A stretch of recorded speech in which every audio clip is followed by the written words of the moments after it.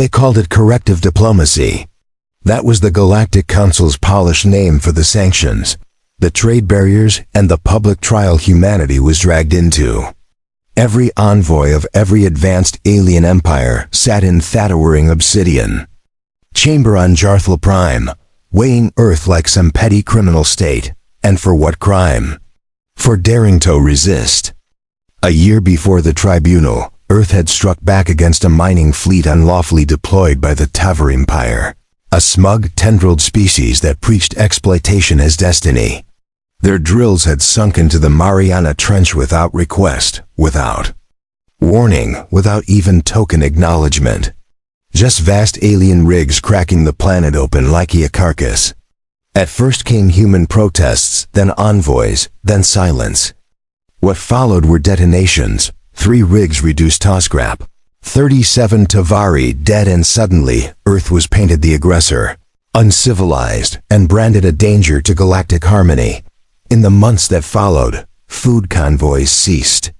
Trade partners vanished. Earth's orbital networks began to fail as satellites were conveniently struck by drifting debris. Then came the sharpest insult: mandatory attendance at the Council's tribunal. Ambassador Naomi Reza stood before them, the sole human permitted within that towering chamber. A slender figure with weary eyes and skin like dark polished mahogany. She looked painfully mortal amid the radiant shapes and colossal forms encircling her. "You are a violent breed," intoned Chancellor Axareth, a hovering crystalline elder of the Zelm Consortium. His tones reverberated like a muted chime struck beneath. "Water, you lack readiness for higher civility. Your planet shall be restricted."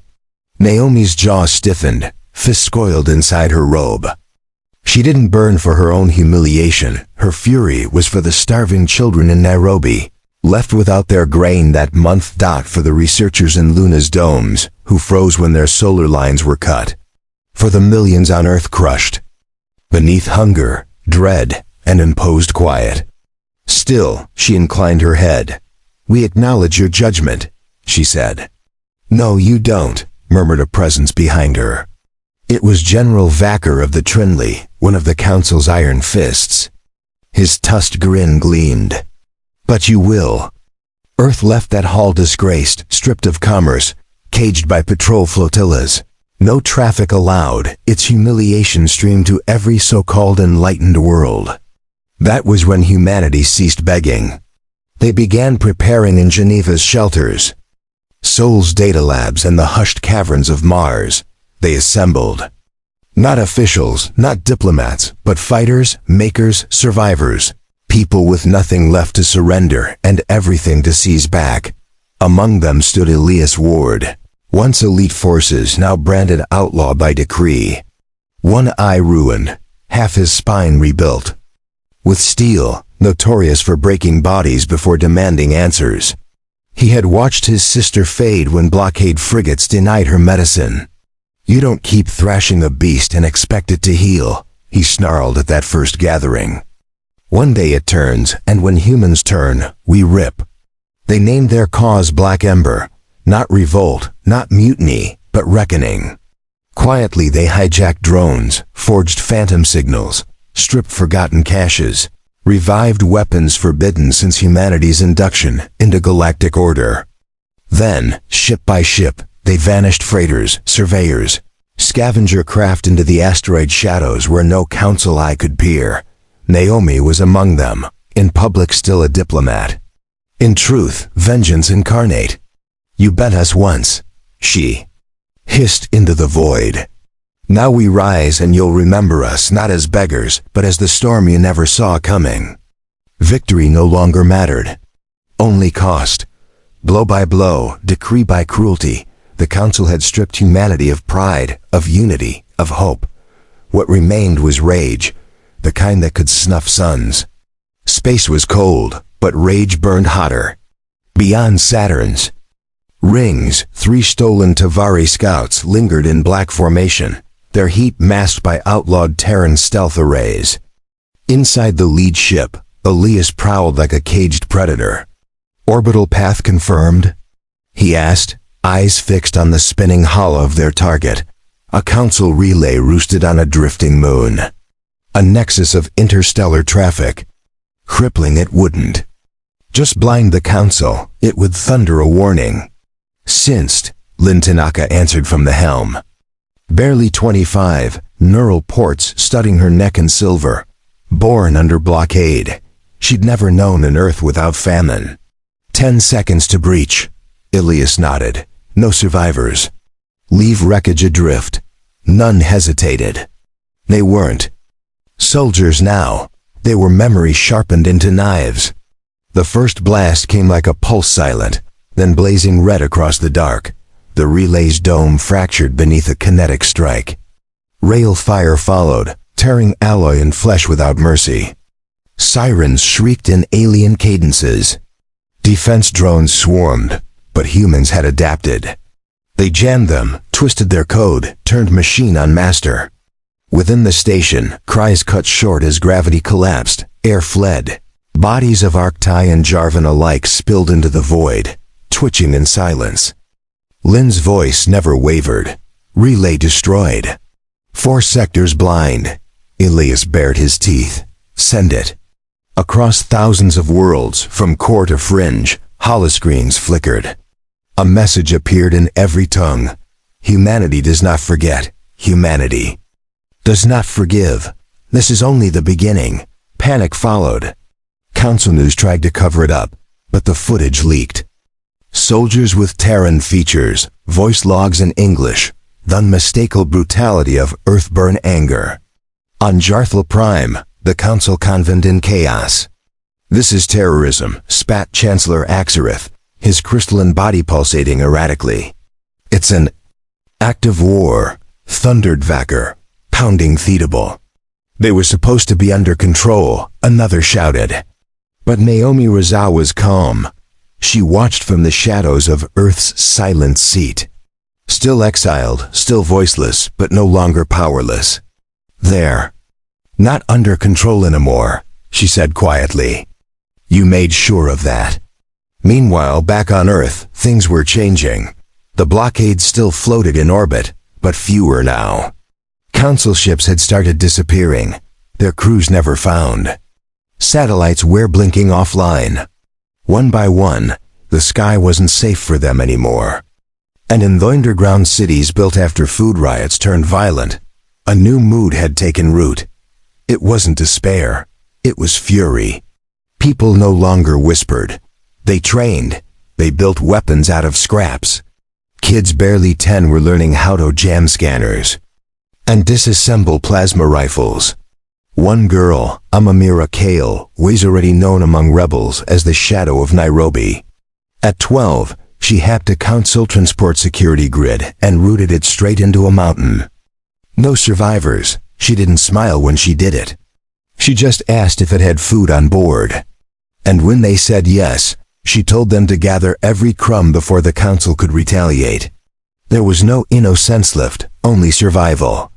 Only retribution. And far away, at the edge of known space, a massive ship was being built. Hidden inside a hollowed-out asteroid, powered by a stolen quantum core, the resurgence was unlike anything humanity had fielded before. It wasn't leak. It wasn't pretty. It was a blunt instrument. A ship built to smash through fleets and send a message in wreckage and fire. Elias Ward watched its construction with grim pride. It's almost time, Lin said beside him. He nodded. They've lived with peace too long. They forgot what we are. What are we? He turned, face half in shadow. We are the species that invented war before language. We loved it, mastered it, buried it under false peace until they dug it back up. He paused, staring into the darkness of space.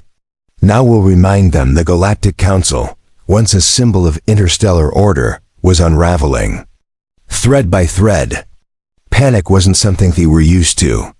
Their rule was founded on cold logic, ancient treaties, and superiority complexes built over millennia. But none of that mattered when communication lines went dark and outposts turned to ash. They had labeled Earth as primitive, undisciplined, predictable. And now they didn't know what Earth would do next. Meetings ran around the clock in Jarthul Prime. Military fleets were redeployed. Trade convoys rerouted. Border worlds braced for attacks from the shadows. Everywhere, whispers of the Terrans spread like wildfire. Some feared them, others admired them, and a few began questioning the Council's righteousness altogether. Back on the dark side of Jupiter's moon, Callisto, hidden beneath its icy crust, Elias Ward stood over Adable, surrounded by hollow maps and war schematics.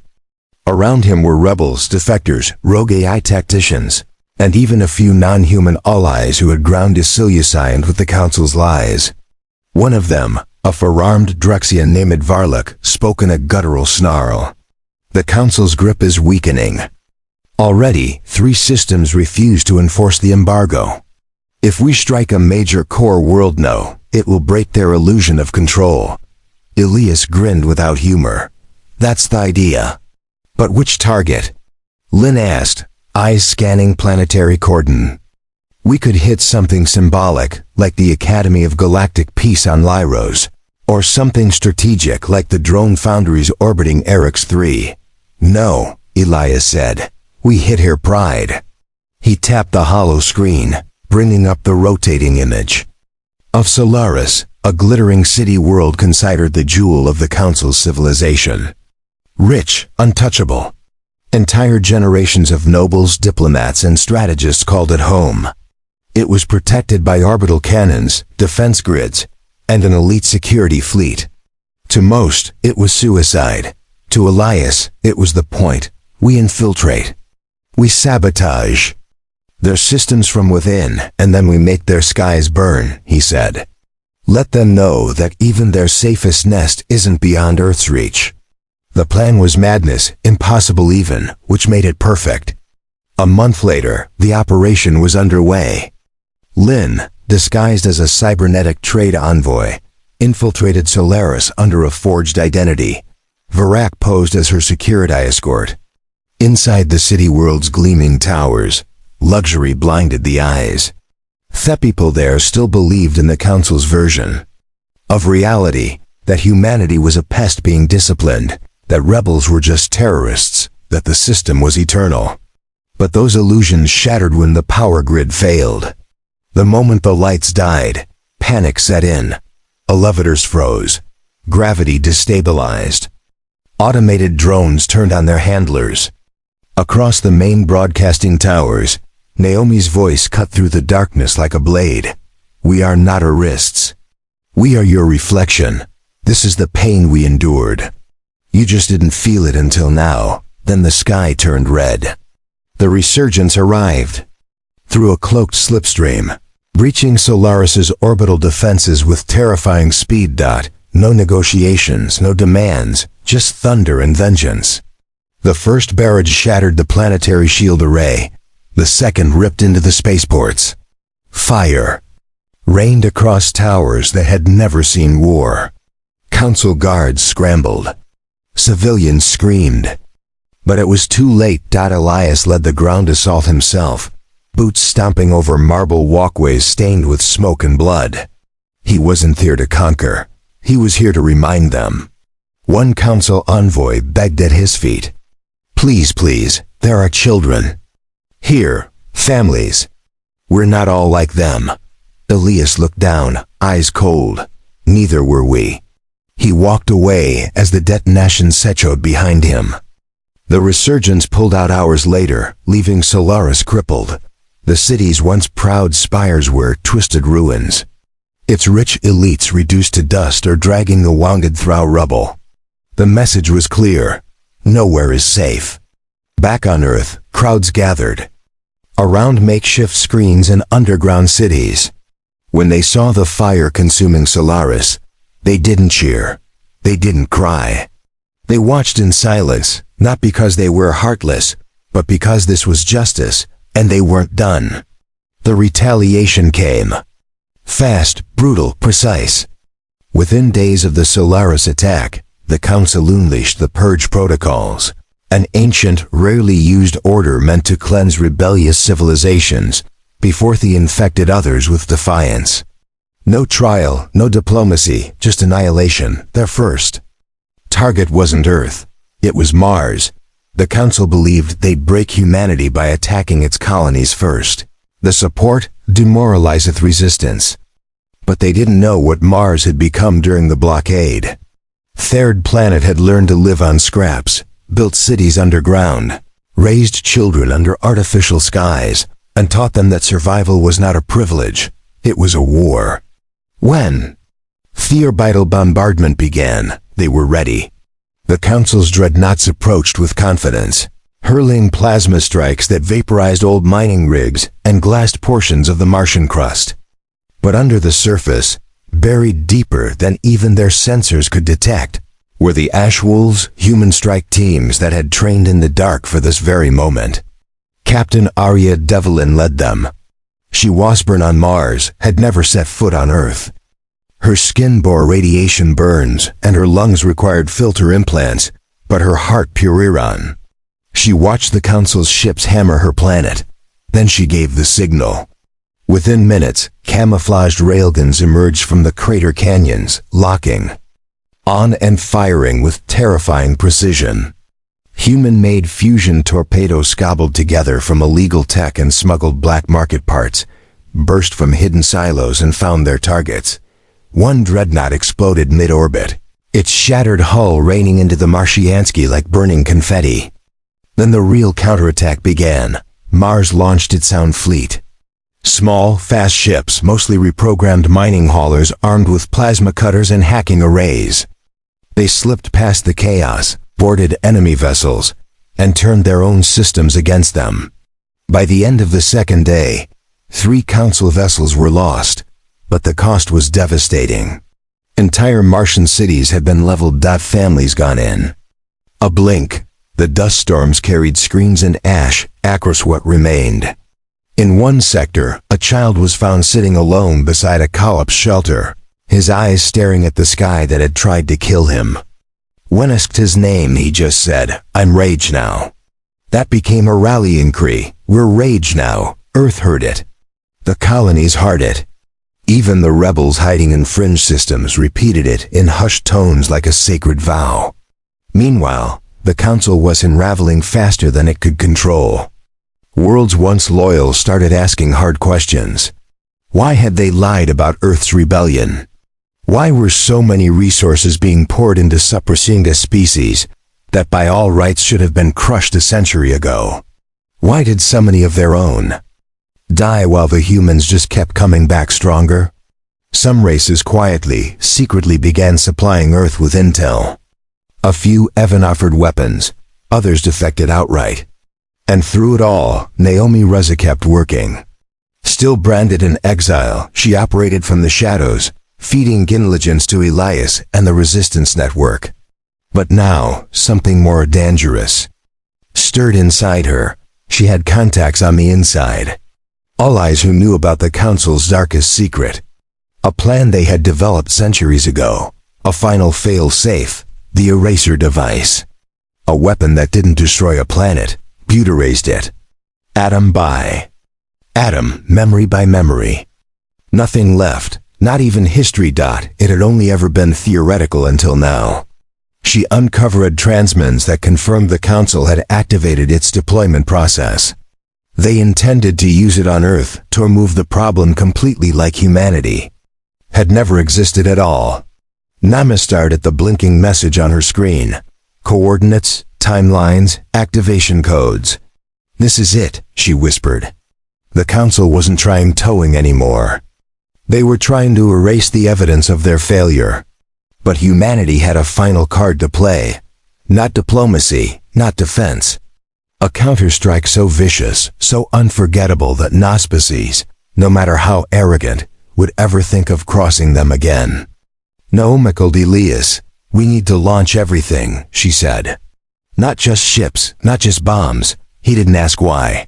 He already knew. "Time to give them the one thing they fear most," he said.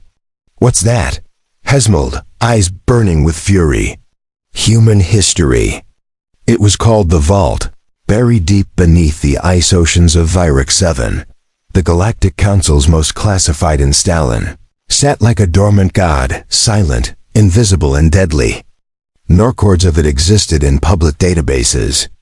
Only the highest-ranking council species even knew it was real. It was here that the erasure device was stored under Balak, time megatense eruption, and a kill switch capable of destroying half the star system if anyone tried to force entry. And now a team of humans was about to break in. Elias Ward stood in the dim light of the Phantom Wraith, a prototype stealth ship so advanced it shouldn't have existed. It was powered by stolen Tavari Matterfold drives and shielded by tech reverse. Engineered from the Council's own cloaking arrays. A small crew of 20 sat ready, each one handpicked from the most lethal corners of Earth's rebellion. No ceremony, no speeches, just quiet resolve. Lynn adjusted her gear, double-checked the fusion blades on her hips, and looked over at Elias. Even if we get inside, we can't just disable it. They'll rebuild somewhere else. Elias didn't look at her. That's why we don't disable it. She blinked. You mean we set it off? He said, voice calm. Here on Virac 7, let it wipe itself out. The Council loses its trump card and a big piece of its soul. There was silence. And then one buy-in. The crew nodded. They understood. It was suicide. But humanity wasn't afraid to die anymore. Not if it meant making history that couldn't be erased. The Phantom Wraith slipped past the outer planetary defenses like smoke. Inside the vault's perimeter, drones hovered silently beneath the waves, scanning for signs of life. But the human ship deployed organic decoys, genetically engineered aquatic beasts that drew attention just long enough for the real team to breach. Elonas, Lynn, and Varlik led the infiltration. The interior of the vault was a twisted marvel. Alien. Metals fused with pulsating neural wiring like a living organism wrapped in concrete. At its heart, the eraser device sat on a raised platform suspended in magnetic stasis. It looked like a frozen star. Bright, humming with power and impossible. They named it Operation Final Dusk. The largest fleet in galactic history began moving. A wall of warships, dreadnoughts, troop barges, and planet killers stretching across systems. It would take weeks to reach Earth's orbit. Elias Ward didn't wait. In a hidden bunker beneath old Chicago, now a fortress of data and steel, he stared at the holograms of the approaching fleet. Thousands of Blinkingicans, each representing death. This is it, Naomi said quietly beside him. We've poked the dragon too many times. Now it's awake. Elias shook his head. This isn't a dragon. Dragons have pride. This ? This is a dying god clawing at its tomb. They had only days to prepare. Earth's surface defenses were still patchwork. Missile platforms, cloaked railguns, EMP towers, most of it built from salvaged council tech. But Elias had one thing they didn't: unity. He called in every favor, every ally. Ships from the Martian Resistance, stealth bombers from the Saturn Syndicate, pirate crews from the Andromeda Expanse. Even a few Tavari engineers, once enemies, arrived with experimental plasma cores to supercharge Earth's grid. They weren't just defending Earth. They were defending the idea of resistance itself. As the Council fleet crossed Neptune's orbit, human ships rose to meet them. The sky turned into a battlefield of gods. Explosions lit up the void. Hulls cracked. Pilots screamed. But for every human ship destroyed, two more flanked behind it with righteous fury. Elias led from the resurgence, now upgraded, scarred, and more dangerous than ever. Virac manned the main cannon while Naomi coordinated the defense nets from an orbital station. Then came the turning point. The Council flagship, Judgment's Reach, emerged from hyperspace, 3 mi long, armed with a singularity core. It unleashed a gravitational blast that tore through human lines, swallowing 6 ships in a second. But Earth was waiting. The old space station on Luna, once thought defunct, activated. Its core, powered by a stolen Council AI Naomi had reprogrammed. Herself unleashed a counterwave of anti-gravity that destabilized the Judgment's reach. In that split second of chaos, Elias ordered every remaining bomber to strike. They didn't hesitate. Humanity's wrath poured into the Council's greatest warship in the form of nuclear fire. Kinetic rods and code virus torpedoes that melted its internal AI. It cracked in half, then burned across the Council's command lines. Silence. The unthinkable had happened. Their strongest ship destroyed by humans. Panic rippled through their fleets.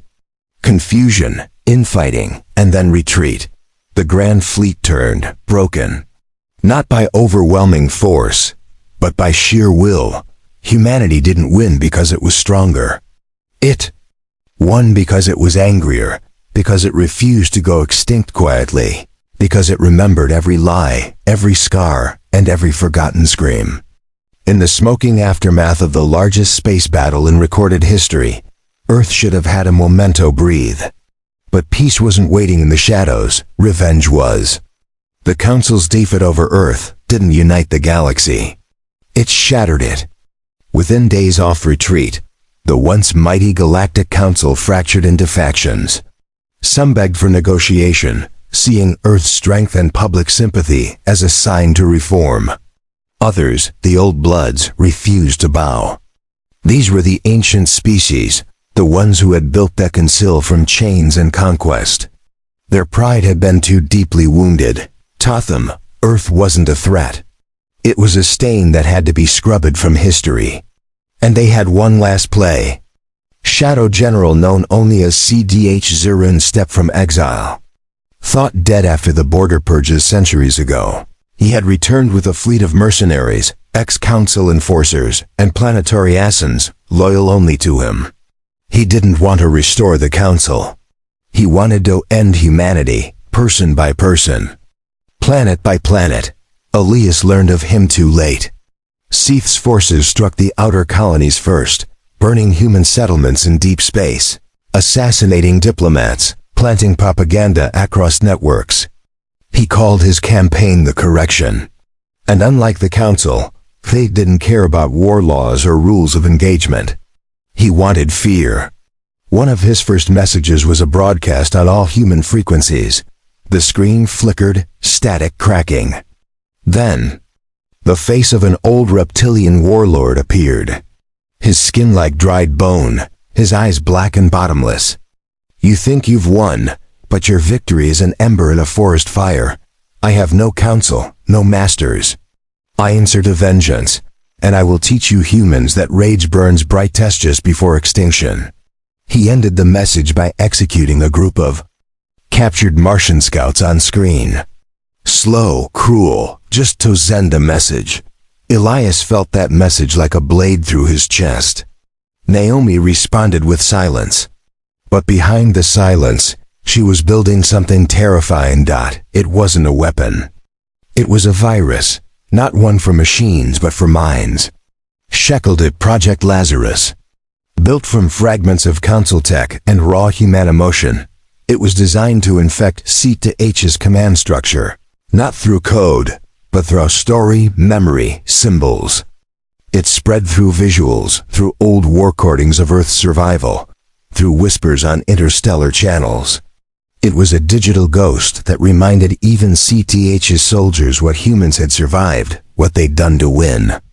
And worse, it made. Some of them questioned their orders. While Naomi fought in silence, Elias prepared Earth for a second siege.